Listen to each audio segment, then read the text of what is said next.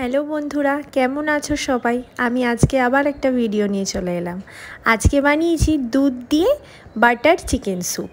এটা খেতেও খুব টেস্টি আর বেশ হেলদিও, কিন্তু আপনারাও খেয়ে দেখতে পারেন। তো আজকে শেয়ার করি রেসিপিটা, চলুন। প্রথমে এই চিকেনগুলো আমি ভেজে নিচ্ছিলাম। ফার্স্টে চিকেনগুলো ভেজে আর এখানে আলুগুলোও ভেজে নিয়েছি। তারপরে আমি সব সবজিগুলোকে কেটে নিয়েছি। দেখুন এখানে পেঁপে, গাজর, টমেটো, পেঁয়াজ আর লঙ্কা রয়েছে। পেঁয়াজটা কিন্তু একটু ডুমু ডুমু করে কেটেছি, খুব ঝিরিঝিরি করে না।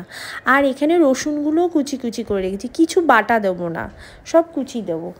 আর এখানে চিকেনগুলো ভেজে নিচ্ছি। চিকেনগুলো ভেজে নিলে কি হয়, ওর থেকে বেশি জলটাও বেরোয় না আর খেতেও বেশ ভালো লাগে।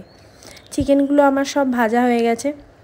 এখানে খুব বেশি ভাজবেন না, আবার একদম হালকাও না, একটা বেশ সুন্দরভাবে সফট ভাজা হবে।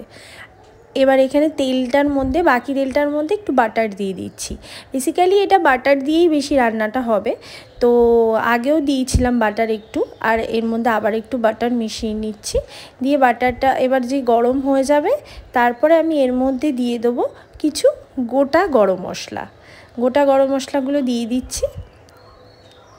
দেখুন এতে এলাচ আছে, দারচিনি আছে, লবঙ্গ আছে, আর আরও কিছু গরম মশলা থাকলে আপনাদের কাছে সেগুলোও দিতে পারেন। আর এই রসুন কুচিগুলো দিয়ে দিচ্ছি। রসুন কুচিগুলো দিয়ে যেই একটু হালকা লাল লাল হয়ে যাবে, একটু ব্রাউন, খুব বেশি পুড়িয়ে ফেললেও হবে না। তারপরে আমি এর মধ্যে এটা ভালো করে নেড়ে নেবো। নেড়ে নেওয়ার পরে যেই দেখুন কালারটা দেখুন আস্তে আস্তে একটু হালকা ব্রাউন হবে, খুব বেশিও না, আবার খুব পুড়ে গেলেও আবার ওটা পোড়া পোড়া গন্ধ ছাড়বে। তারপরে আমি এর মধ্যে পেঁয়াজগুলো দিয়ে দিয়েছি। দেখুন পেঁয়াজগুলো দিয়ে ভালো করে নেড়ে চেড়ে নেবো, যাতে পেঁয়াজগুলো হালকা করে ভাজা হয়ে যায়। আর তারপরে কিন্তু আমি এর মধ্যে পেঁপেটা দিয়ে দিয়েছি, কারণ সব সবজিগুলো তো সেদ্ধ করতে হবে। আমি কোনো প্রেশারে দেবো না, আমি আজকে কোনো প্রেশারে করবো না, কড়াইতেই পুরো স্যুপটা করব। তাই এর মধ্যে বাকি সবজিগুলোও আমি অ্যাড করে দিলাম, যাতে ওইটা ভাজা হতে হতে বাকি সবজিগুলোও কিন্তু সেদ্ধ হয়ে যায়। তাহলে কি রান্নাটা সুবিধে হবে। আর যদি সবজিগুলো কাঁচা কাঁচা থেকে যায়, সেদ্ধ না হয়, তখন তো খেতে অতটা সুস্বাদু লাগবে না। স্যুপের জন্য কিন্তু প্রত্যেকটা সবজি কিন্তু ভালো করে বয়েল হওয়াটাও খুব জরুরি। একদম গলে গেলেও ভালো লাগবে না, আবার যদি একদম শক্ত শক্ত থাকে তখনও কিন্তু ভালো লাগবে না। সেই জন্য আমি প্রথমেই পেঁয়াজটা দেওয়ার পরেই কিন্তু সবজিগুলো দিয়ে দিয়েছি, দিয়ে ভালো করে নেড়ে ছেড়ে নিচ্ছি। এবার দেখুন এটা কিন্তু হালকা হালকা বেশ ভাজা হয়ে গেছে। কন্টিনিউ আমি কিন্তু এটা ভাজছি আর ভালো করে নেড়ে নিচ্ছি। এবার একটু ঢাকা দিয়ে রাখবো। ঢাকা দিলে কি হবে, জিনিসটা ভাপে ভাপে কিন্তু আরও ভালো করে সেদ্ধ হয়ে যাবে। সেই জন্য আমি ঢাকাটা দিয়ে কিছুক্ষণ রেখে দিলাম। এবার দেখুন তুলেছি, কতটা বোঝাই যাচ্ছে যে জিনিসটা ভালো করে ফ্রাইও হয়েছে আর কিন্তু বেশ ভালো সেদ্ধও হয়ে গেছে। এবার আমি এর মধ্যে দিয়ে দেবো কুচি করে রাখা কাঁচা লঙ্কাগুলো। এবার আপনি আপনার ঝাল অনুযায়ী, আপনি যেরকম ঝাল খান সেই অনুযায়ী কাঁচা লঙ্কা দেবেন। আবার অল্পও দিতে পারেন, বেশিও দিতে পারেন। আমি এই পরিমাণ দিয়ে দিলাম। আর টমেটো একটা দিয়ে দিলাম কুচি করে, আপনি চাইলে 2টো টমেটোও দিতে পারেন। আমি একটা টমেটো দিয়েছি। দেওয়ার পরে এবার এর মধ্যে আমি এটাকে ভালো করে নেড়ে ছেড়ে নেবো। নেওয়ার পর এর মধ্যে একটু সামান্য নুন দিয়ে দিলাম। নুনটাও কিন্তু স্বাদ মতো, হ্যাঁ, আপনি যতটা নুন খান সেই বুঝে। আর আমি কিন্তু আদা ঘষে রেখেছিলাম। এখানে কিন্তু কিছুই বাটা আমি ইউজ করছি না, সবটাই কিন্তু ঘষে বা কুচি করে দিচ্ছি। আদাটাও আমি ঘষে দিলাম, তাহলে আদার একটা বেশ ফ্লেভার আসবে। আর এখানে না আমি দেখুন দুধটাকে মাইক্রোওয়েভে গরম করে নিয়েছি, নিয়ে ওর মধ্যে একটু বাটার দিয়ে দিলাম।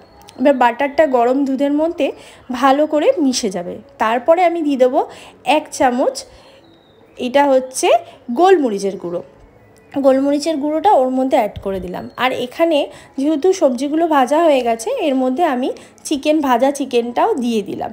দিয়ে এবার নেড়ে দেবো, যাতে চিকেনটাও এর সাথে সাথে ভালো করে সেদ্ধ হয়ে যায়।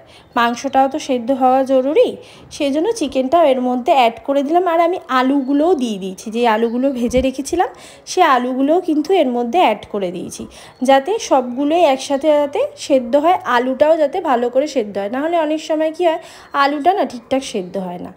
আর এখানে আমি বাড়িতে বানিয়ে রাখা একটা ভাজা মশলা, সেটা আমি একটু অ্যাড করলাম। ব্যাস এইটুকুই মশলা, কিন্তু এর মধ্যে আমি কিছু লঙ্কার গুঁড়ো, জিরের গুঁড়ো, হলুদের গুঁড়ো কিছুই দিইনি। হলুদ শুধু আমি একটুখানি যা চিকেনে মাখিয়েছিলাম নুন হলুদ ওই ভাজার আগে, সেইটুকুই। আর একটু দেখুন গরম জল দিয়ে দিলাম। আমি গরম জলটা দিতেই পছন্দ করি, তাতে আমার মনে হয় টেস্টটা বেশি ভালো লাগে এমনি ঠান্ডা জল দেওয়ার থেকে।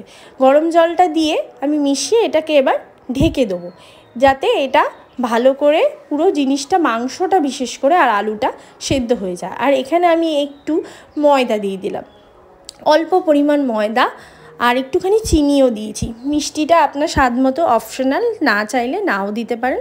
আমি যেহেতু রান্নায় একটু চিনি দিই, তাই আমি এর মধ্যে একটু চিনি দিয়েছি।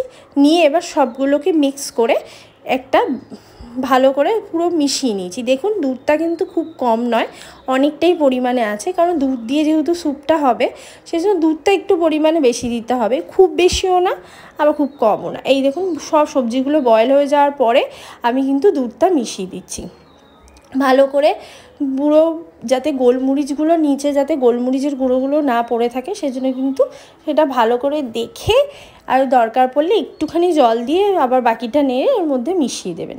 আমি ওইভাবে মিশিয়ে দিয়েছি। মিশিয়ে দেওয়ার পরে দেখুন এখন বেশ ভালো লাগছে দেখতে। এরপরে যখন বয়েল হবে আরও ভালো লাগবে এইটা। এবার আমি আবার একটু হালকা করে ঢাকা দিয়ে দেবো, জাস্ট কিছুক্ষণ ঢাকা রাখতে হবে, এটা কিন্তু বেশি সময় আর ঢাকা রাখার প্রয়োজন নেই। তারপরে এইটা দেখুন ফুটে উঠেছে। ফুটে ওঠার পরে যেই সাইড থেকে একটু বাটারটা বা তেলটা যে বেরিয়ে আসবে বাটারের, তখন আমি এটা নাবিয়ে নেবো একটু গরম মশলার গুঁড়ো দিয়ে। আমি একটুখানি গরম মশলার গুঁড়ো ওপর থেকে ছিটিয়েছি, যেহেতু কিছুই মশলা দিইনি তাই একটুখানি হালকা গরম মশলার গুঁড়োটা দিলে জিনিসটা একটা ফ্লেভার, একটা স্মেল বেশ ভালো লাগবে। অল্প পরিমাণ দিয়েছি, খুব বেশি দেবেন না, খুব বেশি দিলে গরম মশলা, আমার খুব বেশি গরম মশলার গন্ধ ভালো লাগে না, সেই জন্য আমি একদম হালকা করে দিয়েছি। এবার আমার স্যুপটা কিন্তু রেডি হয়ে গেছে। দেখুন আলুগুলো পর্যন্ত খুব সেদ্ধ হয়ে গেছে, সুন্দর করে সব সেদ্ধ হয়ে গেছে, আর খেতেও ভীষণ সুস্বাদু হয়েছিল। আপনারা বাড়িতে করে খাবেন রুটি দিয়ে বা কখনো বাটার টোস্ট দিয়ে, খুব ভালো লাগবে, পরোটা দিয়ে ভীষণ শুধুও খেতে পারেন। আর আমার ভিডিওটা ভালো লাগলে লাইক কমেন্ট সাবস্ক্রাইব করে দেবেন। টাটা।